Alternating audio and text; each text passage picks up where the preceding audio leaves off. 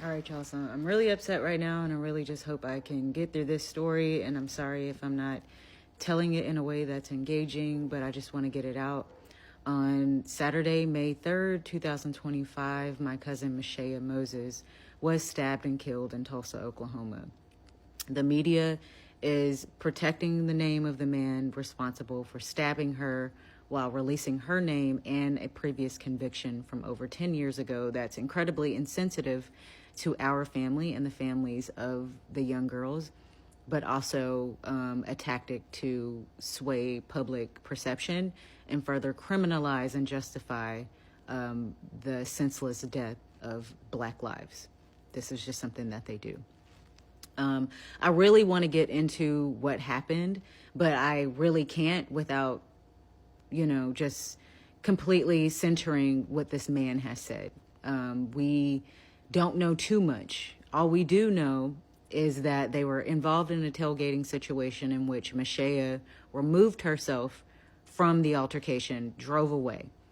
She's parked in a church parking lot across the street from where our cousin lives, a family member lives nearby. She's parked. The gentleman who was afraid for his life and was afraid for her to follow him home circled the block for about 5 to 10 minutes just to be clear of her. This is his account. He's driving home. Supposedly he's lived there for 40 years and he's never seen my cousin over in that neighborhood.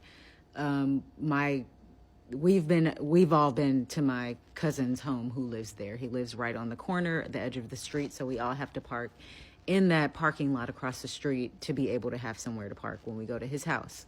That's where she was. He saw her there. He decides that he wants to confront her. He was so scared for his life, was afraid that she was following him. He saw her completely parked and disengaged from the situation. He decides he wants to go ahead and reignite the situation. So that's what he does. He pulls up on her. What they're leaving out is that my cousin is just as shocked to see this man that she got into an altercation with pull up on her. She backs away, pulls out a metal rod from her car. They're saying it's a car jack of some sort, and allegedly tosses it at his car. He decides, instead of driving away, calling the police, that he's going to pull into a parking lot and further confront her. The detective is framing it as he stopped just because he was concerned. She shows that she's aggressive, and he just decides, well, now I'm upset now, so now I'm gonna step out of my car with a knife and confront you.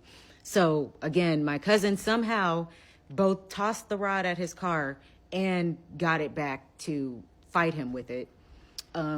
She does get some licks in on him. She's 4'11", he's 6 foot. He's an elder man. He's about 65 years old. I don't know his condition. I don't know anything about him because, again, they're protecting him.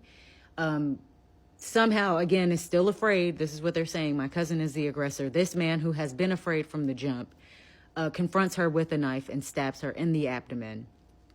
He's being described as an honest and believable guy because he stayed on the crime scene and called the police.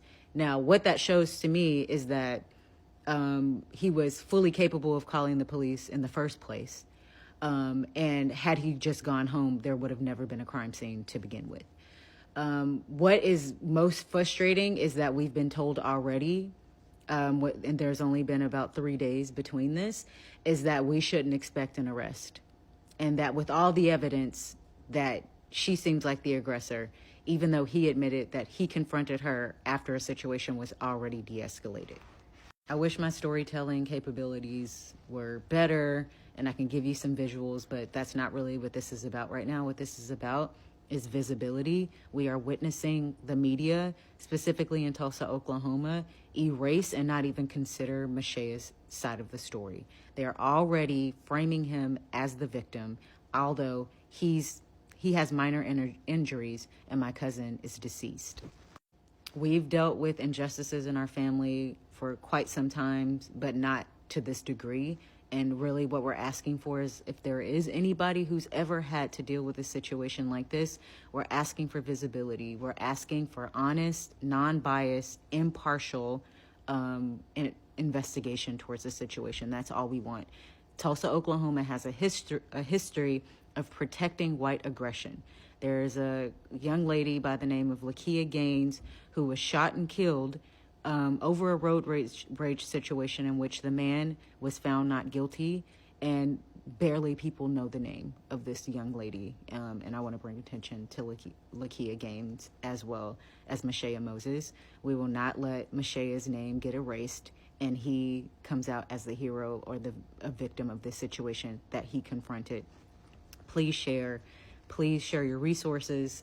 Please tag the right people. Hopefully more evidence will come out and the truth will be out there. But regardless, he took the law into his own hands when he showed that he was fully capable of calling the police. He made a choice to confront a situation that had already been de-escalated. It was premeditated. It was not reactive. It was not self-defense. We want justice for Mo.